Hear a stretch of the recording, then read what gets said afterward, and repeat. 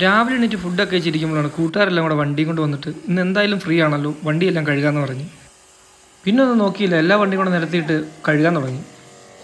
വണ്ടി വാഷ് ചെയ്യാൻ തുടങ്ങിയപ്പോൾ തന്നെ മഴ തൂളി തുടങ്ങി. മഴ ശക്തമാകുന്നതിന് മുന്നേ പണി തീരണം എന്നുള്ള മൈൻഡിൽ എല്ലാവരോടും ഒന്നിച്ചങ്ങ് പണി തുടങ്ങി.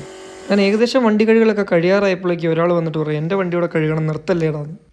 ആ വന്നയാളുടെ ഭാഗ്യം കൊണ്ടാണോ അതോ ഞങ്ങളുടെ ഭാഗ്യം കൊണ്ടാണോ എന്നറിയില്ല, പുള്ളിയുടെ വണ്ടി കഴുകാൻ തുടങ്ങിയപ്പോൾ തന്നെ മഴ പെയ്തു. അങ്ങനെ മഴയത്തിരുന്ന ആ വണ്ടി അത്യാവശ്യം വൃത്തിയായി. അങ്ങനെ വണ്ടി വാഷിംഗ് എല്ലാം കഴിഞ്ഞ് നേരെ റൂമിലേക്ക് പോയി ക്യാരംസുകൾ തുടങ്ങി. ക്യാരംസ് ഒരു ഗെയിം കഴിഞ്ഞപ്പോൾ തന്നെ അത് നിർത്തി വെച്ച് ഫോണിൽ മിനിമിൽഷ കളിയായി.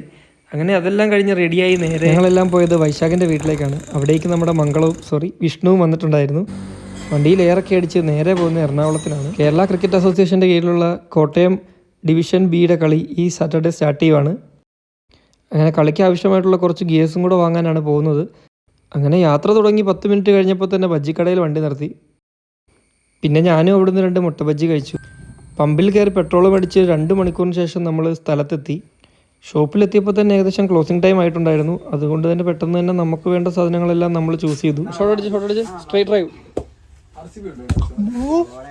ഷോട്ട് അടിക്കാൻ പറഞ്ഞപ്പോൾ എൻ്റെ ഫോണും അടിച്ച് പൊട്ടിച്ച് അടുത്തവൻ ബോളും കൈ പിടിച്ച് നിൽപ്പുണ്ട്. ഇനി അത് വെച്ച് എന്താണ് ചെയ്യാൻ പോകുന്നതെന്ന് അറിയില്ല. ബാറ്റിംഗ് പാഡ് ഏത് വേണമെന്നുള്ള ചെറിയ കൺഫ്യൂഷനിലായിരുന്നു. അവസാനം SG തന്നെ മതി എന്ന് ഉറപ്പിച്ചു. ബാറ്റും ബോളും കഴിഞ്ഞതിന് ശേഷം അടുത്തത് ഹെൽമെറ്റുമായിട്ട് അവൻ ഇറങ്ങിയിട്ടുണ്ട്. ഇവനാണ് നമ്മുടെ ടീമിലെ മെയിൻ ബോളർ. അവനല്ല ഇപ്പോൾ ഹെൽമെറ്റ് വെച്ച് ട്രൈ ചെയ്യുന്നവനാണ് നമ്മുടെ ടീമിലെ മെയിൻ ബോളർ. നമ്മളെല്ലാം വളരെ സ്നേഹത്തോടുകൂടി മംഗളം എന്ന് വിളിക്കുന്ന നമ്മുടെ ഓപ്പണിംഗ് ബോളർ. ഇപ്പോൾ ഈ കാണുന്ന ബാറ്റ് നമ്മുടെ സാക്ഷാൽ രോഹിത് ശർമ്മ നെറ്റ്സിൽ പ്രാക്ടീസ് ചെയ്തിട്ടുള്ള ബാറ്റാണ്. അങ്ങനെ അതൊന്ന് തട്ടി നോക്കാനുള്ള ഭാഗ്യം കിട്ടി.